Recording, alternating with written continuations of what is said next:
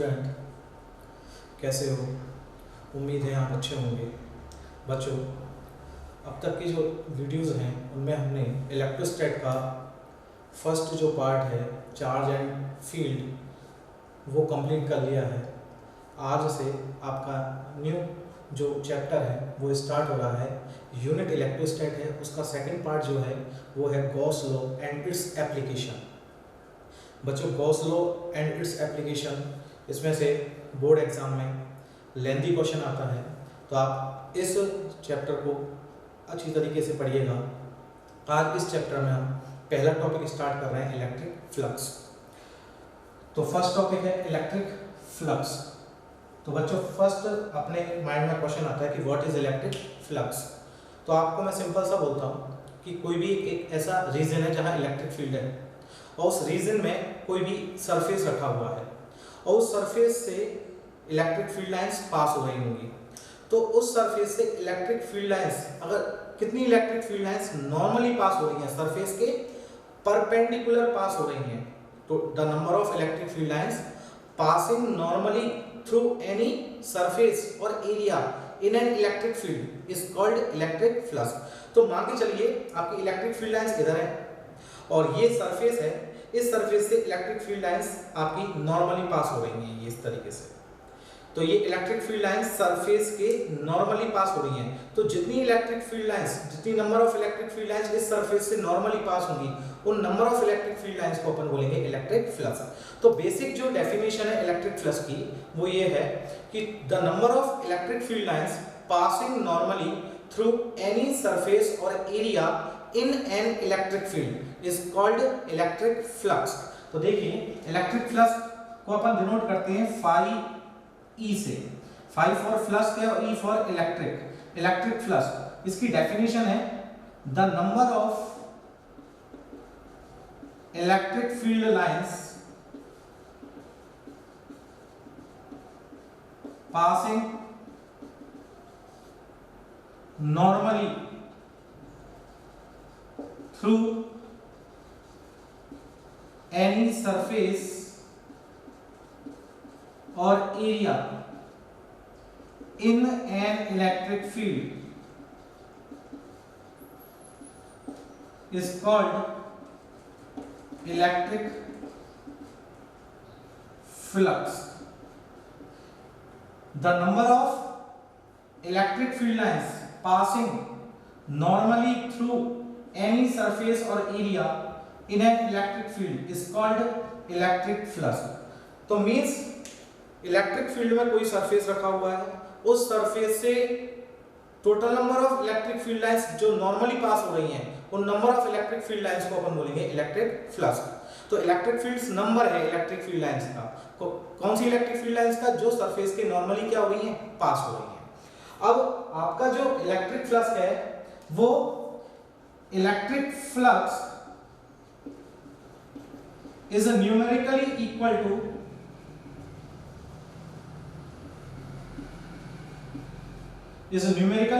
To scalar product of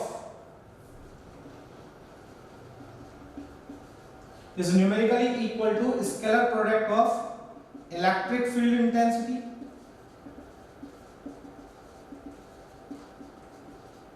and area vector।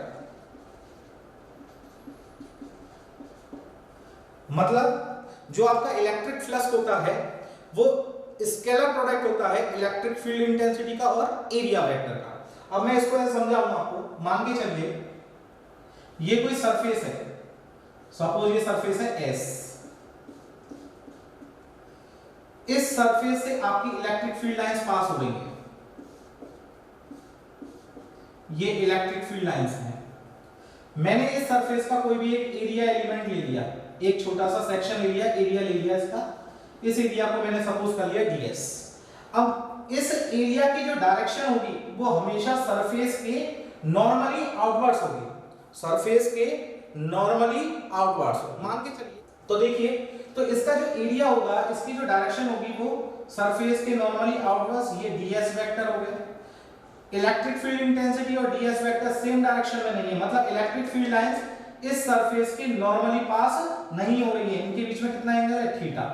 तो अगर मुझे इलेक्ट्रिक फील्ड लाइंस को इस सरफेस से नॉर्मली पास करना है, मतलब इलेक्ट्रिक फील्ड लाइंस इस सरफेस से नॉर्मली पास हो, नॉर्मली कब पास होंगी, जब इलेक्ट्रिक फील्ड लाइंस इधर जा रही होंगी आपकी इस डायरेक्शन में, एरिया की डायरेक्शन में होंगी, तो हम इलेक्ट्रिक फील्ड इंटेंसिटी का कंपोनेंट रिजॉल्व करेंगे।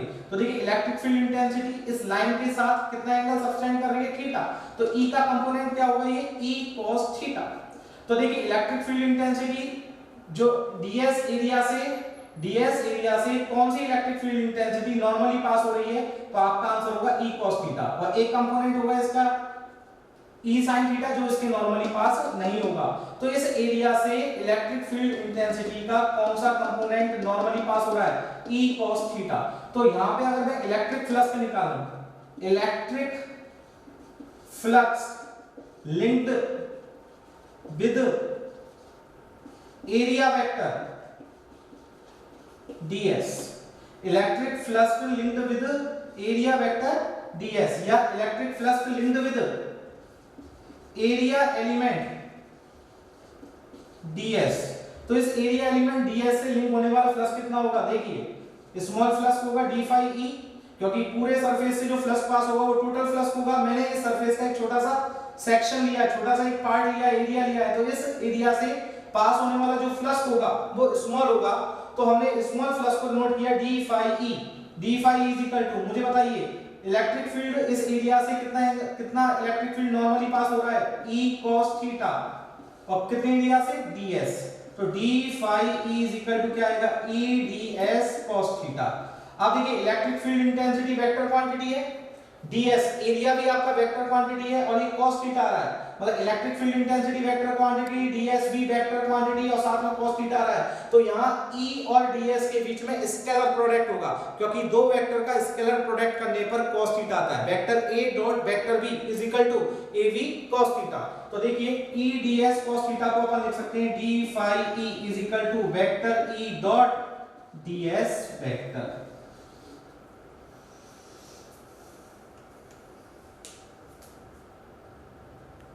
तो बच्चों जो इलेक्ट्रिक फ्लक्स होता है उसकी जो डेफिनेशन होती है वो होती है number of electric field lines passing normally through any surface और area in an electric field is called electric flux. और इलेक्ट्रिक फ्लक्स जो होता है वो न्यूमेरिकली इक्वल होता है इलेक्ट्रिक फील्ड इंटेंसिटी और एरिया वेक्टर के स्केलर प्रोडक्ट के इक्वल। इसको मैंने समझाया था आपको कि मैंने एक सरफेस लिया है S, इस सरफेस से आपकी इलेक्ट्रिक फील्ड लाइंस पास हो रही हैं, इस सरफेस का मैंने एक एलिमेंट लिया ds। अब ds की जो डायरेक्शन होगी, एरिया की जो डायरेक्शन होगी वो सरफेस के नॉर्मली आउटवर्ड्स होगी, तो ये ds की डायरेक्शन होगी। यहाँ एक चीज देखिए, जो ये इलेक्ट्रिक फील्ड है वो इस एरिया से, इस ds एरिया से नॉर्मली पास नहीं हो रहा है, एंगल पे पास हो रहा है, कितने एंगल पे, थीटा। तो हमें electric field line, electric flux जब भी निकालना होगा तो इलेक्ट्रिक फील्ड नॉर्मली पास होना चाहिए। तो इलेक्ट्रिक फील्ड नॉर्मली कब पास होगा, जब इलेक्ट्रिक फील्ड का कंपोनेंट कौन सा, E cos थीटा जो होगा वो इससे नॉर्मली पास होगा ds एरिया से। तो इलेक्ट्रिक फील्ड का E cos थीटा जो कंपोनेंट है वो इस एरिया से नॉर्मली पास होगा। देन इलेक्ट्रिक फ्लक्स क्या होगा, E cos theta into ds, क्योंकि एलिमेंट से पास होने वाला फ्लक्स लो होगा, स्मॉल होगा, इसलिए d phi e से नोट किया। d phi is equal to क्या आएगा, E ds cos theta. Electric field intensity और ds एरिया दोनों वेक्टर क्वांटिटी है, और साथ में cos थीटा आ रहा है। cos थीटा कब आता है, जब डॉट प्रोडक्ट होता है, तो अपन इसको क्या लिख सकते हैं, vector E dot ds vector. तो इलेक्ट्रिक जो फ्लक्स होता है वो स्केलर प्रोडक्ट होता है इलेक्ट्रिक फील्ड इंटेंसिटी और एरिया वेक्टर का।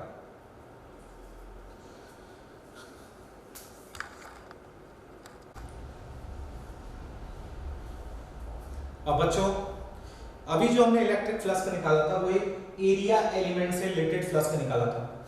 अब मुझे सरफेस से लिंक्ड फ्लक्स का निकालना है। तो देखिए इस सरफेस में इस तरीके के ds के बहुत सारे एलिमेंट होंगे, हर एलिमेंट से फ्लक्स को लिंक कर रहा होगा, और फ्लक्स जो है वो स्केलर क्वांटिटी है।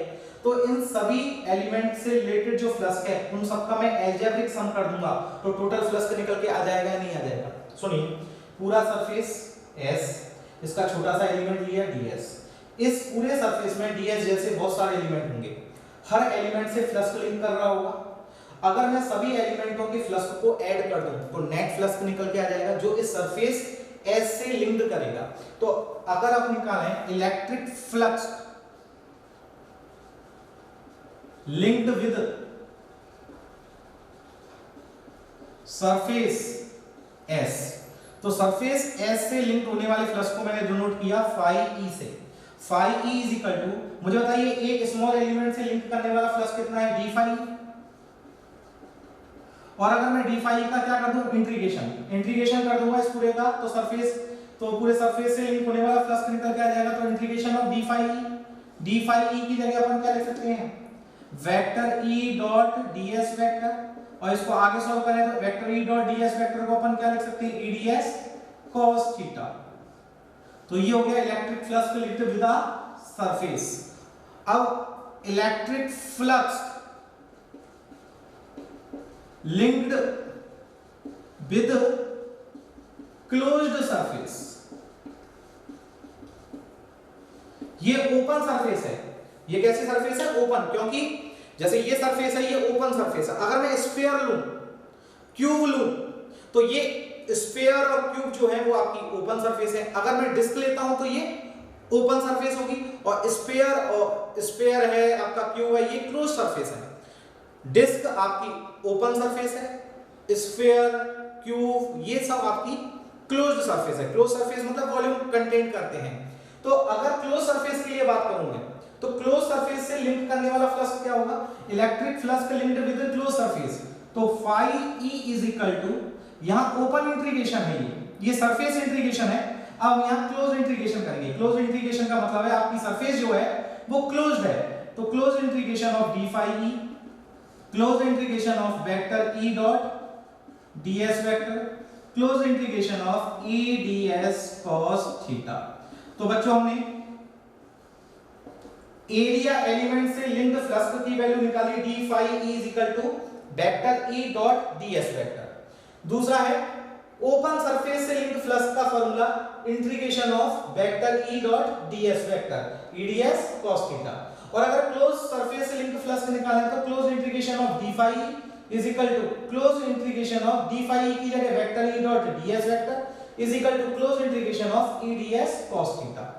एक इंपॉर्टेंट बात, electric flux is a scalar quantity। Electric flux कैसी क्वांटिटी है बच्चों, स्केलर क्वांटिटी है। स्केलर क्वांटिटी का मतलब इसका मैग्नीट्यूड तो होगा लेकिन इसकी कोई भी डायरेक्शन नहीं है, और ये अलजेब्रिक रूल्स को फॉलो करेगा। ये अलजेब्रिक रूल्स को फॉलो करेगा। जैसे मैंने भी बताया था कि इस एरिया एलिमेंट से लिंक फ्लक्स था डी फाई E, तो पूरे सरफेस से लिंक फ्लक्स निकालने के लिए इसके बहुत सारे एरिया एलिमेंट होंगे। सभी एरिया एलिमेंटों से इलेक्ट्रिक फ्लक्स लिंक कर रहा होगा, तो जितने भी एरिया एलिमेंट हैं उन सभी के इलेक्ट्रिक फ्लक्सों को हमने अलजेब्रिक सम कर दिया, सबका एडिशन कर दिया। तो क्या होगा, इस सरफेस से लिंक होने वाला फ्लक्स निकल के आ जाएगा। हमने अलजेब्रिक सम क्यों किया फ्लक्स का, because electric flux is a scalar quantity. Scalar quantity क्यों, क्योंकि it is a scalar product of electric field intensity and area vector. Electric field intensity और एरिया वेक्टर का ये स्केलर प्रोडक्ट है, और जब दो वेक्टर का स्केलर प्रोडक्ट अपन करेंगे तो उससे एक स्केलर क्वांटिटी अपन को मिलती है। इसलिए इलेक्ट्रिक फ्लक्स आपका एक स्केलर क्वांटिटी है।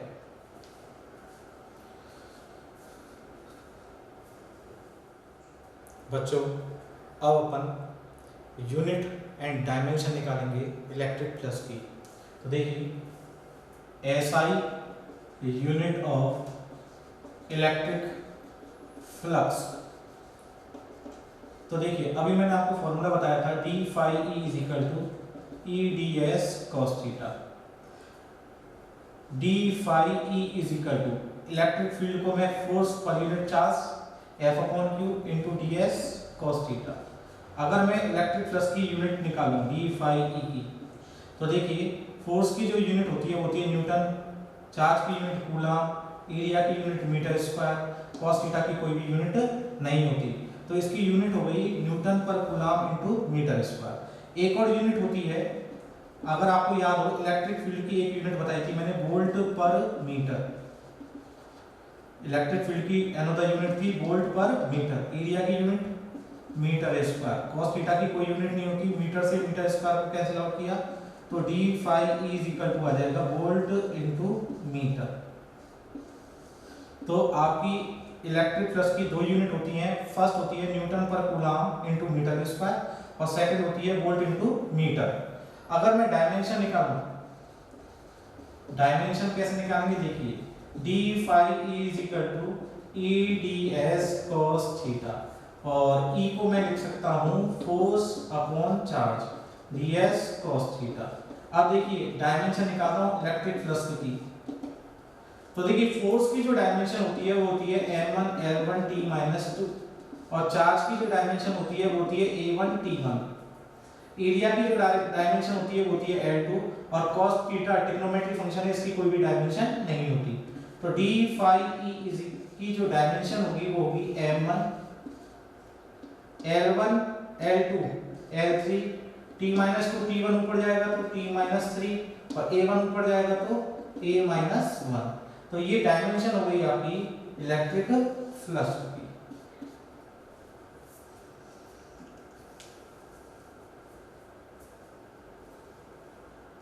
बच्चों अब हम कुछ स्पेशल कंडीशन देखेंगे इलेक्ट्रिक फ्लक्स के लिए। तो देखिए कंडीशन फर्स्ट, देखिए मैंने इलेक्ट्रिक फ्लक्स का जो फॉर्मूला बताया था वो बताया था ई डी एस कॉस थीटा, कि जो फ्लक्स क्या है वो थीटा पे डिपेंड करेगा, एंगल पे डिपेंड करेगा, और ये एंगल है इलेक्ट्रिक फील्ड इंटेंसिटी और एरिया के बीच में। तो condition first, if theta is equal to 0 degree, theta is equal to 0 degree कब होगा, देखिए मान लो ये सरफेस है और इस सरफेस का कोई भी मैंने एक एलिमेंट ले लिया, ये एलिमेंट ले लिया ds, मुझे अब बताइए इस ds की डायरेक्शन किधर होगी। तो मैंने बताया था कि जो एरिया की डायरेक्शन होती है वो सरफेस के नॉर्मली आउटवर्ड्स होती है, तो ये ds वेक्टर हो गया सरफेस के नॉर्मली, जैसे ये सरफेस है इसके नॉर्मली आउटवर्ड्स ये ds हो गया, और इलेक्ट्रिक फील्ड भी इसी डायरेक्शन में आपका इस तरीके से।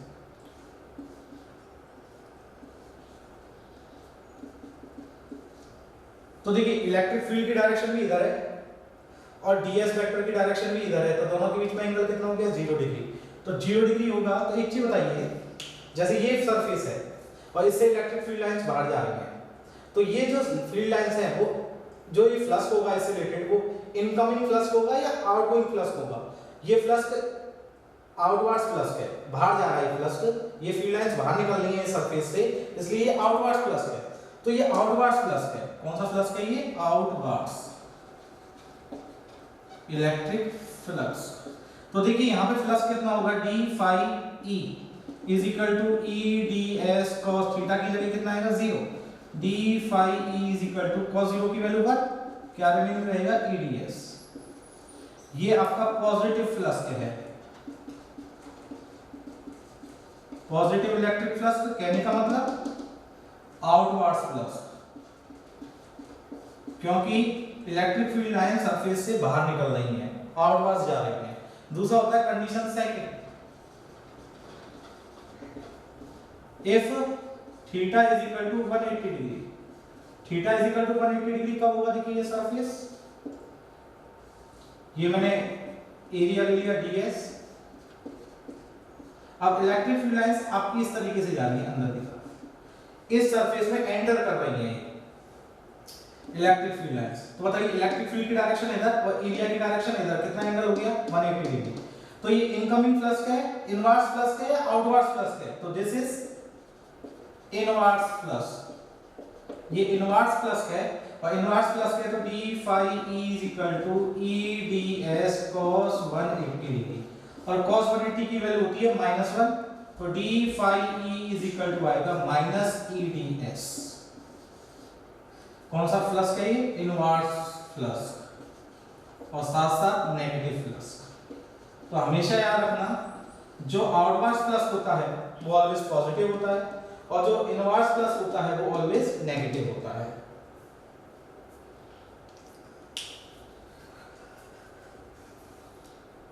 बच्चों अब जो थर्ड कंडीशन है इलेक्ट्रिक फ्लक्स के लिए वो है condition third, if theta is equal to 90 degree. अब theta is equal to 90 degree कैसे होगा, मान के चलो ये सरफेस है S, सरफेस का मतलब ये इस तरीके से रखो ये सरफेस, तो मुझे बताइए इस सरफेस का एरिया किधर होगा, ऊपर इस तरीके से होगा, आउटवर्ड्स मतलब इस तरीके से होगा अपवर्ड्स डायरेक्शन में, सरफेस ये है इसका एरिया अपवर्ड्स डायरेक्शन में। तो देखिए इसका मैंने एरिया ले लिया ये ds, इसकी डायरेक्शन होगी अपास। अब इलेक्ट्रिक फील्ड लाइन सरफेस के पैरेलल पास हो रही है, ये इलेक्ट्रिक फील्ड लाइंस है, मतलब इलेक्ट्रिक फील्ड लाइंस जो है जैसे ये सरफेस है और ये इलेक्ट्रिक फील्ड लाइंस है, तो ये इस तरीके से जा रही है, इस तरीके से, ठीक है। तो मुझे बताइए यहाँ इलेक्ट्रिक फील्ड और एरिया के बीच में कितना एंगल हो गया 90, और 90 डिग्री एंगल हो गया तो फ्लक्स कितना होगा d phi e is equal to e ds cos 90, और cos 90 की वैल्यू होती है 0, तो क्या कोई फ्लक्स तो पास हो रहा है क्या? नहीं हो रहा। तो जब भी आपकी कोई भी सरफेस इलेक्ट्रिक फील्ड लाइंस के पैरेलल प्लेस्ड है, इलेक्ट्रिक फील्ड लाइंस के पैरेलल प्लेस्ड है कोई भी सरफेस, तो उससे लिंक्ड फ्लक्स हमेशा 0 होगा आपका। और अगर इलेक्ट्रिक फील्ड लाइंस के नॉर्मली रखा हुआ है सरफेस, तो उसका फ्लक्स पॉजिटिव भी हो सकता है और नेगेटिव भी हो सकता है।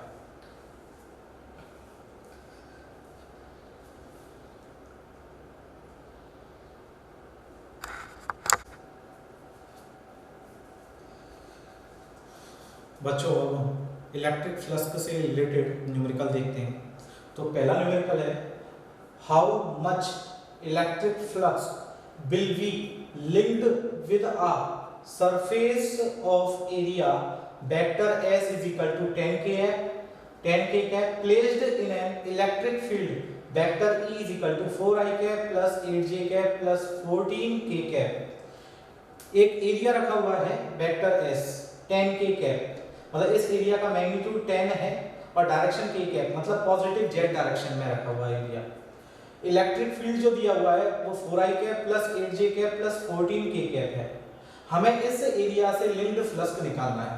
तो मैंने अभी आपको बताया था कि जो इलेक्ट्रिक फ्लक्स होता है, ये क्वेश्चन नंबर 1 और ये क्वेश्चन नंबर 2, सॉल्यूशन 1, मैंने आपको बताया था कि जो इलेक्ट्रिक फ्लक्स होता है वो स्केलर प्रोडक्ट होता है इलेक्ट्रिक फील्ड और एरिया का, vector E dot S vector.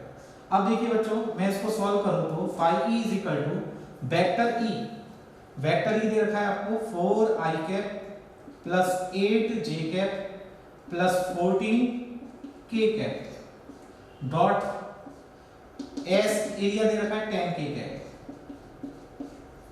अब देखो हमें इसको सॉल्व करना है तो हमें स्केलर प्रोडक्ट आना चाहिए। कैसे निकालते हैं डॉट प्रोडक्ट?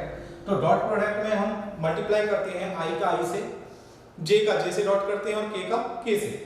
यहाँ देखिए i है, यहाँ i नहीं है, तो i वाला कंपोनेंट 0 हो जाएगा। यहाँ j है, यहाँ k है, यहाँ j नहीं है, तो भी j वाला कंपोनेंट भी 0 हो जाएगा। यहाँ k है, यहाँ पे भी k है, तो k का k से डॉट करेंगे तो 1 आएगा, और 14 का मल्टीप्लाई 10 से करेंगे तो phi e is equal to आएगा 114 यूनिट। क्योंकि यहाँ इलेक्ट्रिक फील्ड का हमें कोई यूनिट नहीं दिया हुआ और एरिया का भी कोई यूनिट नहीं दिया हुआ, तो फ्लक्स का भी हमारे पास कोई यूनिट नहीं होगा, इसकी जगह पे हम बाय डिफॉल्ट लिखते हैं यूनिट। तो इलेक्ट्रिक फ्लक्स को phi e is equal to आ जाएगा 140 यूनिट। अब जो अगला क्वेश्चन है वो है determine the electric flux through a surface of area. Area दे रखा है 5 × 10⁻³ j cap, 5 × 10⁻³ j cap metre square placed in an electric field of vector E is equal to 200 I cap plus 300 j cap volt per metre. ये question हमें homework में करना है। Simple सा वही कॉन्सेप्ट लगेगा, phi e is equal to vector E dot S। Vector E है आपका वेक्टर फॉर्म में और एरिया भी आपका वेक्टर फॉर्म में, दोनों का डॉट प्रोडक्ट कर देंगे, फ्लक्स निकल कर आ जाएगा। तो ये क्वेश्चन आपको होमवर्क में करके लेके आना, होमवर्क में करना है, और इसका जो भी सॉल्यूशन है वो आप कमेंट्स बॉक्स में लिख सकते हैं। मैं अगले वीडियो में जिन बच्चों का ये आंसर ठीक होगा मैं उनका नाम वीडियो में बोलूंगा।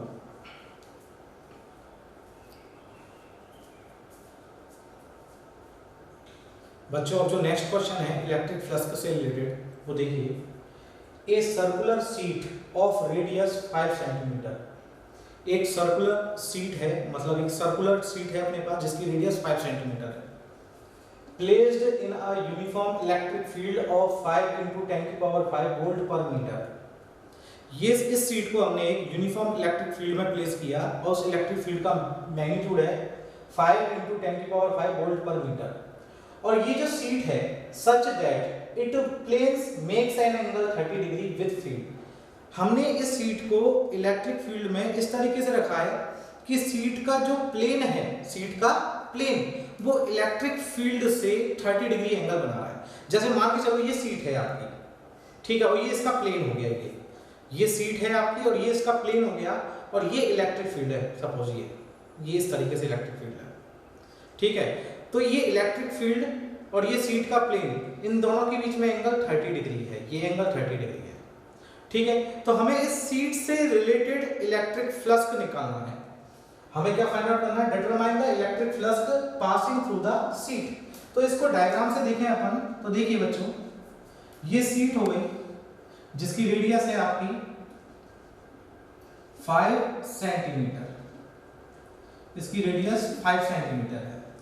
अब ये सीट का प्लेन हो गया, ये सीट का प्लेन है, और इलेक्ट्रिक फील्ड लाइंस कुछ इस तरीके से पास हो रही है। ये इलेक्ट्रिक फील्ड और इस सीट का जो प्लेन है वो 30 डिग्री एंगल पर है। लेकिन हमें जो इलेक्ट्रिक फ्लक्स का जो हमने फॉर्मूला देखा है, phi is equal to E S cos theta, हमने पढ़ा था vector E dot S, electric field और एरिया का डॉट प्रोडक्ट। जब इसको सॉल्व करेंगे तो phi is equal to ES cos theta. तो यहाँ जो थीटा है वो इलेक्ट्रिक फील्ड और एरिया के बीच में एंगल है, जबकि एरिया की जो डायरेक्शन होती है एरिया की जो डायरेक्शन होती है वो सरफेस के हमेशा नॉर्मली होती है। तो इसका एरिया ये होगा। तो ये बताइए, ये पूरा एंगल 90 डिग्री का होगा, ये एंगल 30 डिग्री का, तो रिमेनिंग एंगल कितने का होगा? ये 60 डिग्री का। मतलब इलेक्ट्रिक फील्ड और एरिया के बीच में जो एंगल है वो है 60 डिग्री। तो phi E is equal to, E का वैल्यू कितना है बच्चों? 5 × 10⁵ एरिया। मुझे बताइए सर्कल का एरिया क्या होता है? पाई आर स्क्वायर। तो पाई, रेडियस कितनी है? 5 सेंटीमीटर, तो 5 × 10⁻², सेंटीमीटर को मीटर में कन्वर्ट किया, इसका स्क्वायर। cos थीटा की value 60 degree. Phi E is equal to 5 × 10⁵, pi की वैल्यू 3.14, 5 का स्क्वायर 25, 10⁻² का स्क्वायर 10⁻⁴, cos 60 की वैल्यू 1/2। इसको अगर हम सॉल्व करें तो देखिए phi E is equal to 2 से 3.14 को कैंसिल आउट करें तो 1.57, ठीक है। 5 का मल्टीप्लाई 25 से करें तो 125 × 1.57 ये मल्टीप्लाई, देखिए यहाँ 10⁵, ये 10⁻⁴, तो 10 रिमेनिंग रहेगा। अगर मैं इन दोनों का मल्टीप्लाई कर दूं तो 125 × 15.7 का मल्टीप्लाई कर देना, जो भी वैल्यू निकल के आई वो आपका इलेक्ट्रिक फ्लक्स हो गया। और इलेक्ट्रिक फ्लक्स का यूनिट क्या होगा? इलेक्ट्रिक फील्ड का यूनिट वोल्ट पर मीटर और एरिया का यूनिट मीटर स्क्वायर। तो देखिए volt per metre × metre square, तो इसका यूनिट आ जाएगा वोल्ट × मीटर।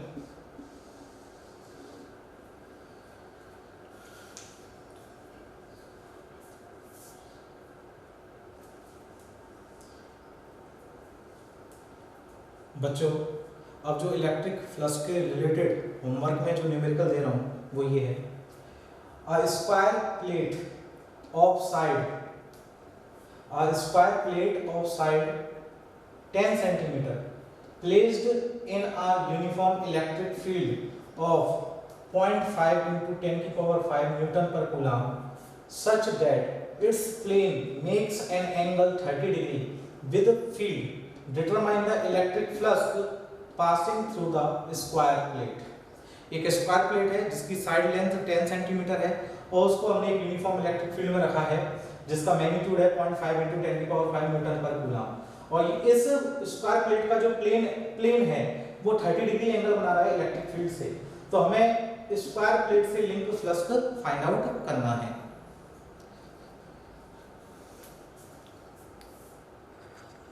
बच्चों, अब इलेक्ट्रिक फ्लक्स से रिलेटेड जो नेक्स्ट न्यूमेरिकल है वो ये है। A cylinder is placed in a uniform electric field vector E. एक uniform electric field vector E है जिसमें हमने एक सिलेंडर को प्लेस्ड किया है। Whose direction is along the axis of the cylinder. और उस इलेक्ट्रिक फील्ड की जो डायरेक्शन है वो सिलेंडर की एक्सिस के अलोंग है। Find out total electric flux passing through the cylinder. तो हमें ये फाइंड आउट करना है कि उस सिलेंडर से कितना फ्लक्स लिंक्ड करेगा। तो देखिए इसको डायग्राम से देखें, ये सिलेंडर है और ये इसकी एक्सिस है और ये इलेक्ट्रिक फील्ड में रखा हुआ है, तो देखिए इलेक्ट्रिक फील्ड की डायरेक्शन एक्सिस की डायरेक्शन में है। तो हमें इस सिलेंडर से लिंक्ड फ्लक्स निकालना है। तो पहली बात सुनिए, ये जो सिलेंडर है ये क्लोज्ड सरफेस है। कैसी सरफेस है? Close surface. और क्लोज सरफेस मोर देन सरफेसों से कंबाइंड होके बनता है। जो आपका क्लोज सरफेस है उसमें वन मोर देन क्या होती है? ओपन सरफेसेस होती हैं। देखिए क्या है इसमें, कितनी ओपन सरफेस है सिलेंडर में। देखिए ये आपकी फर्स्ट ओपन सरफेस है ये वाली, ये सेकंड है और ये थर्ड है ये वाली, ठीक है। ये दोनों सर्कुलर सरफेस हैं, ये सर्कुलर सरफेस है। इसको मैंने नाम दिया S1 और इसको नाम दिया मैंने S2।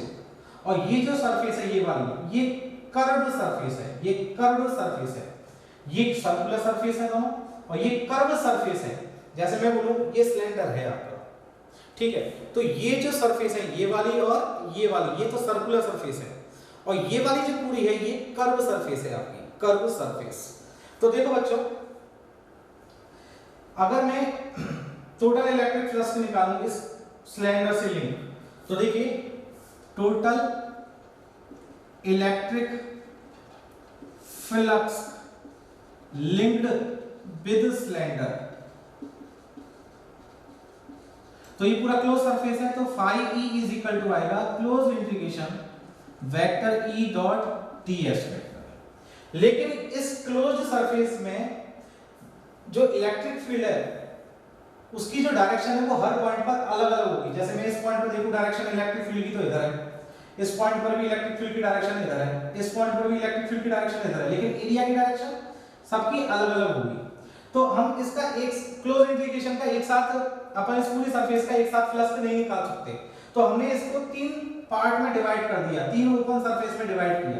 पहली ओपन सरफेस S1 है, दूसरी ओपन सरफेस S2 है और तीसरी जो सरफेस है वो कर्व सरफेस है, इसको मैंने नाम दिया S3। तो देखिए अगर मैं इस S1 सरफेस का एक एलिमेंट ले लूं, एरिया एलिमेंट, और इस एलिमेंट को नाम दे दिया मैंने DS1, तो DS1 की डायरेक्शन इधर होगी आउटवर्ड्स और इलेक्ट्रिक फील्ड की डायरेक्शन भी बाहर है। तो मुझे बताइए इन दोनों के बीच में एंगल कितना हो गया? 0 डिग्री हो गया। अब इस वाली सरफेस पे बात करता हूं S2 पे, तो S2 में लिए एलिमेंट लिया DS2। अब DS2 की जो डायरेक्शन होगी वो आउटवर्ड्स होगी, मतलब इधर होगी, और इलेक्ट्रिक फील्ड की डायरेक्शन यूनिफॉर्म इलेक्ट्रिक फील्ड है तो इलेक्ट्रिक फील्ड की डायरेक्शन इधर है, क्योंकि इलेक्ट्रिक फील्ड यहां से इधर की तरफ जा रहा है तो इलेक्ट्रिक फील्ड की डायरेक्शन इधर होगी। बोलो यहां थीटा की वैल्यू कितनी हो गई? एरिया इधर है, इलेक्ट्रिक फील्ड इधर है, तो कितना हो गया एंगल कितना हो गया? 180 डिग्री। अब मैं इस सरफेस कर्व सरफेस के लिए बात करूं तो कर्व सरफेस का मैंने एक एरिया लिया DS3। अब इस कर्व सरफेस का एरिया किधर होगा? ऊपर। अगर इस एरिया एलिमेंट को मैं यहां लेता तो नीचे होता, यहां ले रहा हूं तो ऊपर, और इलेक्ट्रिक फील्ड की डायरेक्शन किधर है? इधर है। तो बोलिए इलेक्ट्रिक फील्ड और एरिया के बीच में एंगल कितना हो गया इस एलिमेंट के लिए? 90 डिग्री। तो देखिए जो टोटल इलेक्ट्रिक फ्लक्स निकलेगा सिलेंडर से उसमें तीन सरफेस के लिए बात कर रहा हूं। पहली ओपन सरफेस है आपकी S1 vector E dot ds1। दूसरी ओपन सरफेस है S2 ये वाली, तो vector E dot ds2 vector. और तीसरी सरफेस है S3 ये वाली कर्व सरफेस है, S3 के लिए vector E dot ds3 vector. अब बच्चों देखो phi E is equal to S1 E, इन दोनों का डॉट प्रोडक्ट ओपन करें तो E ds1 cos, एंगल देखिए कितना एंगल है इसका? 0 degree, cos 0 degree, plus S2 E ds2। हाँ भाई इन दोनों के बीच में एंगल कितना है? cos कितना एंगल है? 180 डिग्री, cos 180 डिग्री, और S3 E ds3। हाँ भाई एंगल कितना है? 90, cos 90। तो देखिए cos 0 की वैल्यू 1, cos 180 की वैल्यू -1 और cos 90 की वैल्यू 0।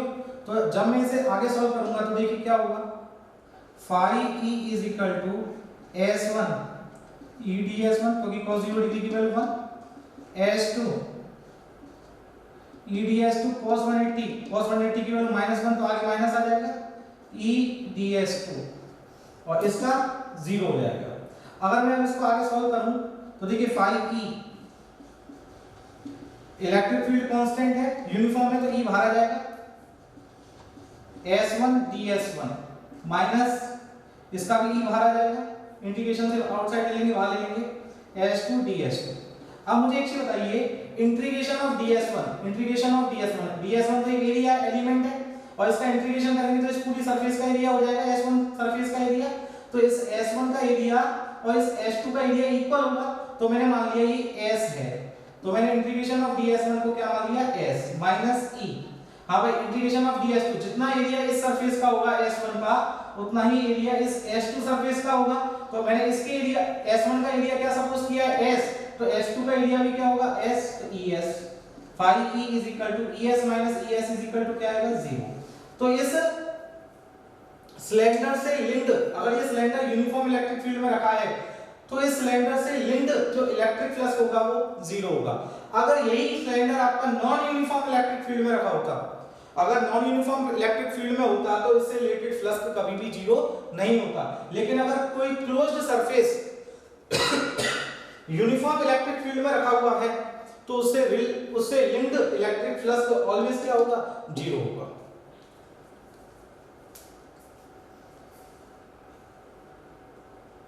बच्चों, इलेक्ट्रिक फ्लक्स का जो नेक्स्ट न्यूमेरिकल है वो ये है, एक क्यूब है जिसकी साइड लेंथ a है और ये क्यूब एक यूनिफॉर्म इलेक्ट्रिक फील्ड में रखा हुआ है। तो हमें इस क्यूब से लिंक्ड इलेक्ट्रिक फ्लक्स को फाइंड आउट करना है। तो देखिए, क्यूब में टोटल 6 सरफेस होती हैं, 6 ओपन सरफेसेस होती हैं। तो 6 ओपन सरफेस कौन कौन सी हैं? देखिए, ये फर्स्ट हो गई, इसको S1 नाम दे दिया मैंने, ठीक है। इसको नाम दे दिया S2, इसको नाम दे दिया S3, ये तीसरी हो गई, इसको S4, ये वाली S5 और इसके बैक साइड वाली जो है ये वाली, ये है S6, ये वाली S5 है, ये वाली S5 और ये वाली हो गई आपकी ये वाली S6। तो देखिए 6 सरफेसेस हैं आपकी, 6 सरफेस है, तो इनसे रिलेटेड फ्लक्स कैसे होगा? जैसे मान के चलो इसका एरिया एलिमेंट लेता हूं मैं ds1, तो ds1 की डायरेक्शन बाहर होगी और इलेक्ट्रिक फील्ड भी बाहर है, तो एंगल कितना हो गया इसका 0 डिग्री। अगर मैं इसका लूं, इसका बताइए कहां होगा? तो इसका एरिया किधर होगा? इसको ds2 लिया हुआ है मैंने, इसका एरिया बाहर होगा और इलेक्ट्रिक फील्ड इधर है, तो एंगल हो गया इसका 180 डिग्री। अब तीसरी सरफेस ये वाली है, इसका एरिया लेंगे तो ds3 ऊपर हो गया और इलेक्ट्रिक फील्ड इधर है, एंगल हो गया 90 डिग्री। ऐसे ds4 का एलिमेंट लेंगे ये, तो ds4 नीचे आएगा, इलेक्ट्रिक फील्ड इधर दे रखा है आपका, इधर की तरफ, एंगल कितना है 90। 4 हो गए। अब देखिए फिफ्थ वाला ये है, ये S5 है वाला, इसका एरिया बाहर आएगा, इसका एरिया बाहर और इलेक्ट्रिक फील्ड इधर। भाई ये वाला सरफेस है, इस तरीके से मानो ये सरफेस है, तो इसका एरिया आएगा बाहर, ये सरफेस है, इसका एरिया बाहर और इलेक्ट्रिक फील्ड इधर है, तो एंगल कितना हो गया इलेक्ट्रिक फील्ड और एरिया के बीच में 90 डिग्री। और इसके बैक साइड वाला जो ये है, इसका एरिया होगा इधर इनवर्स और इलेक्ट्रिक फील्ड इधर, तो एंगल कितना हो गया इसका 90। ठीक है बच्चों, अब देखो टोटल इलेक्ट्रिक फ्लक्स अगर मैं निकालूं तो phi E is equal to, पहला सरफेस है S1 E डॉट ds1, दूसरा है S2 vector E dot ds2, तीसरा है S3 vector E dot ds3, fourth है S4 vector E dot ds4, S5 vector E dot ds5 और last है S6 vector E dot ds6। phi E is equal to, देखो S1 E ds1 cos, angle देखिए दोनों के बीच में 0, S2 E ds2 cos E ds2, angle कितना है 180, plus S3 vector E ds3 cos, हाँ भाई E ds3 cos 90, S4 E ds4 cos 90, अगला वाला भी S5 वाला भी परपेंडिकुलर थे, ds5 cos 90 और 6 वाला भी cos 90। तो देखिए जहां जहां 90 आ रहा है, देखिए cos 0 की वैल्यू 1, cos 180 की value -1, cos 90 cos 90 cos 90 cos 90, इन चारों की वैल्यू 0। तो ये चारों प्लस तो 0 हो जाएंगे, केवल दो प्लस बचेंगे ये वाले। तो देखिए phi e is equal to s1 e ds1 cos 0 की वैल्यू 1। अब देखिए cos 180 की वैल्यू -1, तो माइनस आगे आ जाएगा माइनस s2 e ds2। अब मैं इसको सॉल्व करूं तो phi e is equal to e बाहर आ जाएगा s1 ds1 माइनस e बाहर आ जाएगा s2 ds2। अगर मैं इसको सॉल्व करूं तो देखिए phi e is equal to e integration of ds1, इस पूरे सरफेस का एरिया, s1 सरफेस का एरिया। तो ये स्क्वायर प्लेट है, स्क्वायर प्लेट का एरिया होता है साइड स्क्वायर, साइड की लेंथ कितनी है a, तो a स्क्वायर, ये स्क्वायर बीच में क्या है माइनस e s2, इस वाली सरफेस का एरिया ये भी कितना होगा a square, e square minus e square is equal to 0। तो इससे भी लिंक्ड प्लस कितना आएगा 0।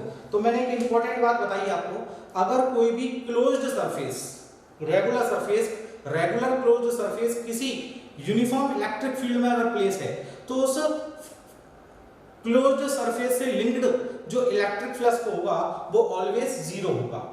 तो देखिए इससे पहले मैंने जो क्वेश्चन करवाया था वो सिलेंडर वाला करवाया था, उस सिलेंडर से भी लिंक्ड इलेक्ट्रिक फ्लक्स कितना निकल के आया था 0, और इस क्यूब से रिलेटेड फ्लक्स भी क्या निकल के आया है 0 निकल के आया है।